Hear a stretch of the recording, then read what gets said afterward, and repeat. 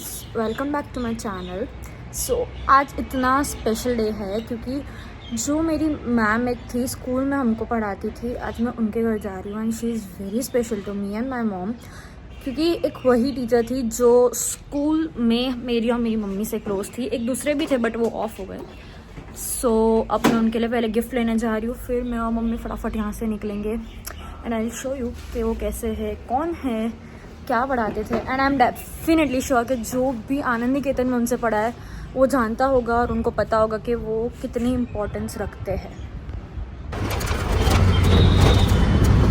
ये देखो भाई मेरी मैम। तो मैम आप आ नहीं सकते, वेरी बैड। હું તો વ્લોગ બનાવું છું। ઓ એવું છે। वेलकम। हाँ गर्मी गर्मी। आओ आओ। अभी भी छोटी है ना। ना हाइट मोटी થઈ ગઈ ना हमारी हाँ तो मोटी ये देखो how beautiful it is.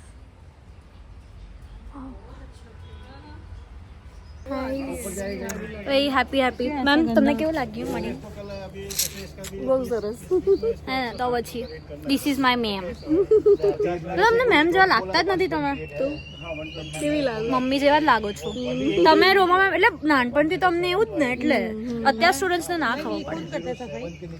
By guys, thanks for watching.